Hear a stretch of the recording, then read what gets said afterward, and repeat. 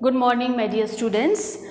Today we are going to begin with the next section in the present unit, that is electromagnetic induction and alternating current. We are moving to the second part of this unit. The name of the second part is alternating currents. Okay, we all are familiar with the term alternating currents. It is the current that we receive in our houses, that is from the main supply we get alternating current. Okay, so alternating current is what is actually generated in the power generating station. Okay, and later when it goes to devices, then alternating currents will be converted into direct currents. Okay, so before we begin with alternating currents, you need to learn the difference between alternating currents and direct current, abbreviated as AC means alternating current and direct current is DC. Okay, DC means a current, suppose it is the current whose magnitude remains constant with time. So even if time changes, the value or magnitude of this current remains the same. You can see it in the graph, the value of I has not changed, it is parallel to the time axis. Okay, but when we come to alternating current, it is a type of current whose magnitude changes continuously with time and the direction is reversed periodically.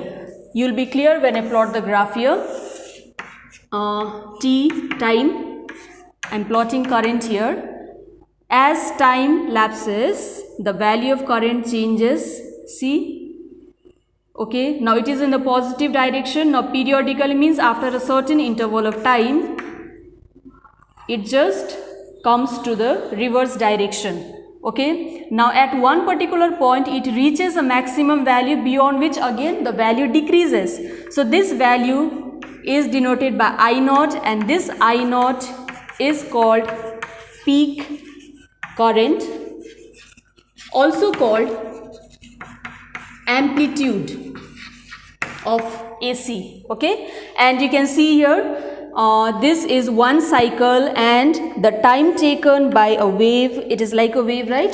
The time taken by this one to complete one cycle is called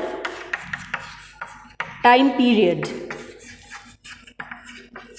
Okay, that means after just half the time period, that is capital T by 2, when small t, that is that variable time, becomes equal to half of the time period, the direction of current changes and it goes in the negative direction, and the magnitude of this peak current in the negative direction is also the same. Okay, so this is time period and it has got a certain frequency. Okay, so this nu is called frequency. So these are the basic terminology of alternating currents.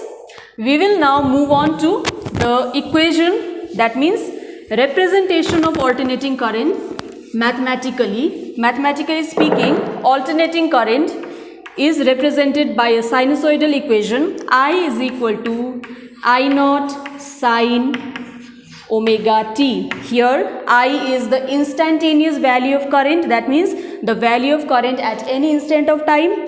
I naught is the peak value of current. Sine omega is called angular frequency, and of course t is the time where you are actually finding out the value of instantaneous current. So t is the instant of time where you are finding out the value. Now this omega is equal to 2 pi divided by t. Or from the formula for angular frequency is equal to 2 pi divided by the time period, and you know that time period is just the reciprocal of frequency. So in terms of frequency, omega can be written as 2 pi into frequency. So t becomes the time period of that AC and nu is the frequency of the given AC. So this is the equation for current, and sometimes the equation can be written in the form of a cosine equation, where I will be equal to I naught cos omega t. So these are the equations of alternating current. Now if the current is alternating, the EMF also has to be alternating. So we will represent EMF, alternating EMF in the same manner. E is equal to E naught sine omega t, or it can also represent it in the form of a cosine equation where E can be written as E naught cos omega t. Just to give you a difference between this sinusoidal curve and cosine curve. Sinusoidal curve, you know, sine 0 is equal to 0, so it starts from 0, it goes like this is one period. And if you talk about cosine equation, you know, cos 0 is 1, so it starts from the maximum value, it comes down like this. Okay, so this is the difference between sinusoidal curve and cosine curve. So this represents AC as a sine function of t, that is time, and this represents AC as a cosine function of t. Now we will move on to a very important topic, that is the mean or average value of alternating current. Mean or average value of AC. Okay. Now mean, why are we finding out the mean? Because the value is continuously changing with time, so we need to find a in between value of that given AC over a cycle. Okay. Now simply speaking, this is I naught and this is I naught minus I naught. Okay. Now if you add this and this, they are equal and opposite. So the mean value over a full cycle, that is over a time period of t, the mean value or Im will be equal to 0. So we cannot calculate the mean value over a full cycle. So what we are going to do is just take half the cycle, that means from time 0 to t by 2, we are going to divide this into just half a cycle, and then we are going to find out the mean or average value of AC. Okay. Now from the basics of current, you know, current is the rate of flow of charge. Okay. So in a very small instant of time, say di, a small amount of current will be flowing, can be written as dq by dt.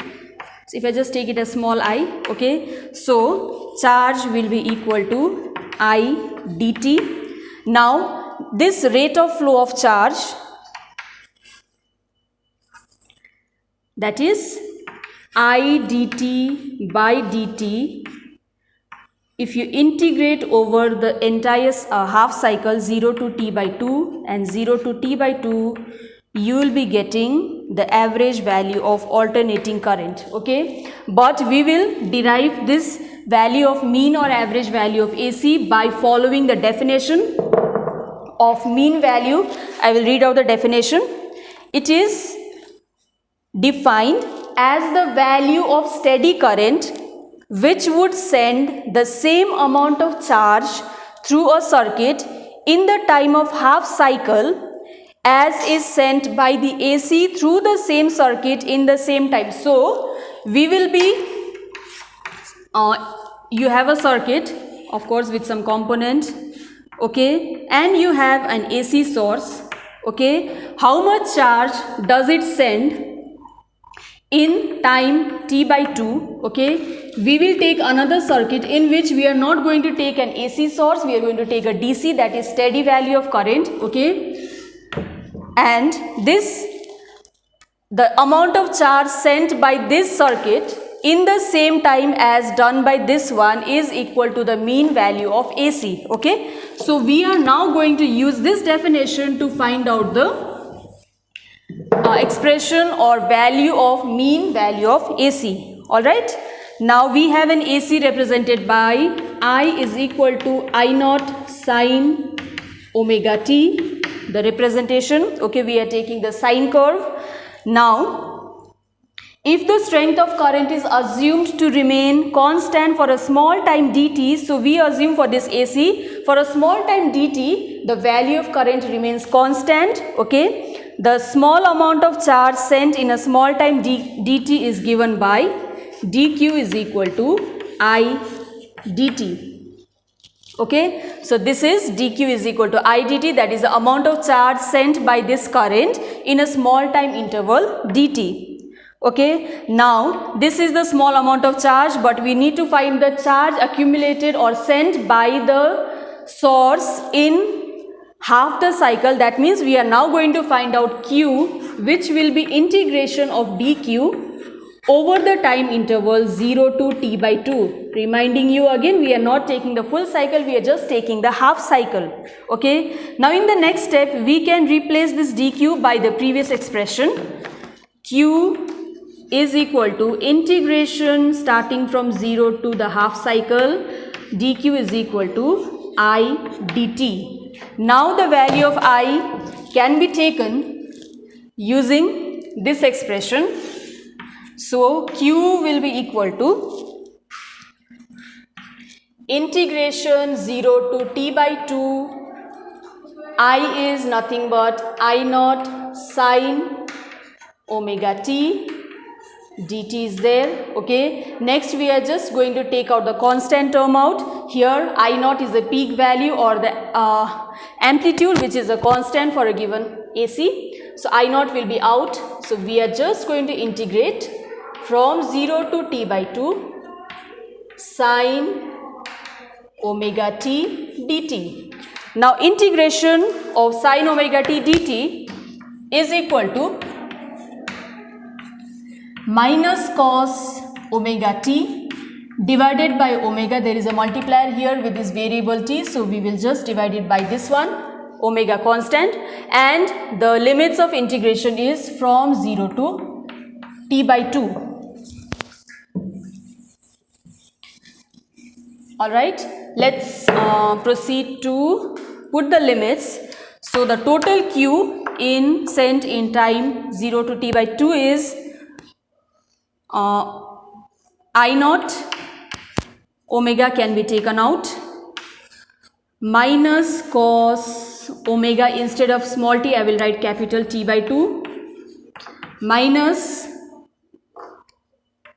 cos omega into 0 is 0 degree. Okay.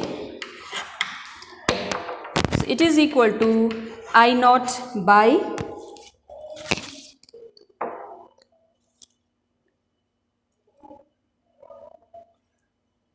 this minus can be taken out, minus I naught by omega. I have taken that, integrated this minus out and just put the values, okay, by putting the limits here.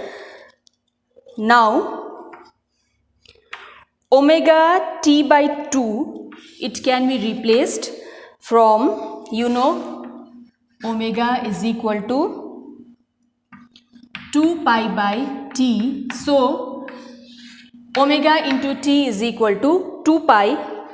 So I will just do it for you. Omega t is equal to 2 pi. Okay, because omega t is equal to 2 pi by 2, so I can cancel 2. So we just are left out with cos pi minus cos 0 degree. Next, minus I naught by omega, cos pi is minus 1, minus cos 0 is 1. So in the bracket we have minus 2. So minus 2, again one more minus here, so we will be left out with 2 I naught by omega. So this is the expression for Q, that is the amount of charge sent by the AC in the time interval 0 to t by 2. Okay, so Q is equal to 2 I naught by omega. Now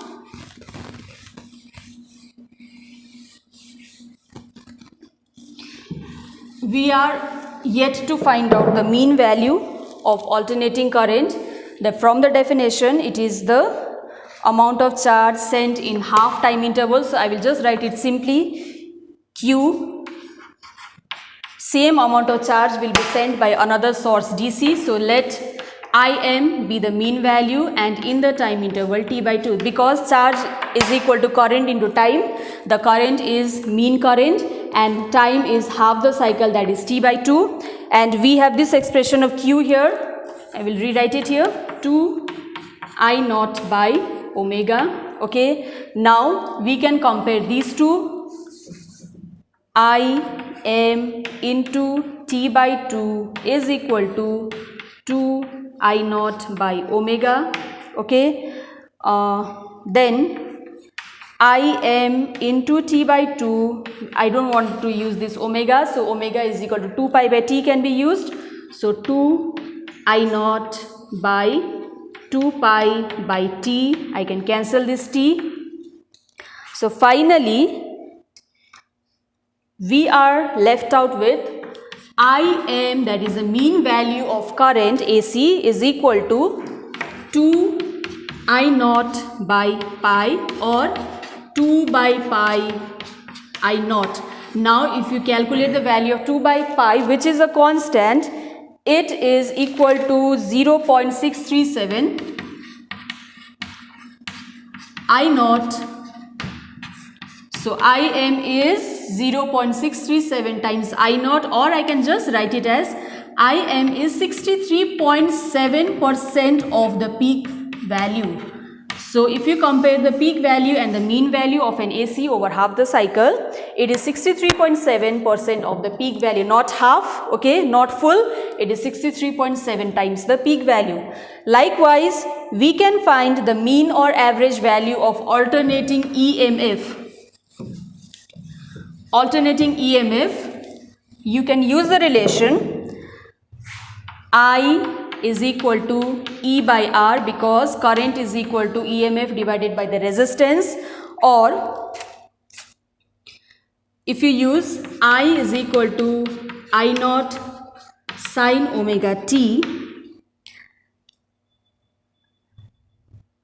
I can use this relation I is equal to, instead of I naught I can write E naught by R sine omega t, okay. In the same manner as we have done by taking charge over half the cycle and then integrating it, we can conclude that the value of alternating EMF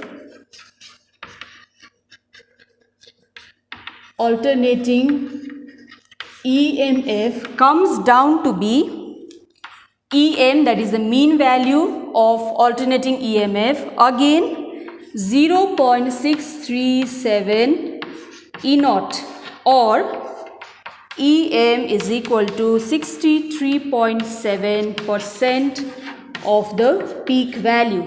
So this is how you are going to find out the average value of alternating current first, and then applying the same procedure we can go for mean value or average value of alternating EMF. In the next class we are going to find out the expression for root mean square value of AC, that is RMS value of AC. Thank you for your attention.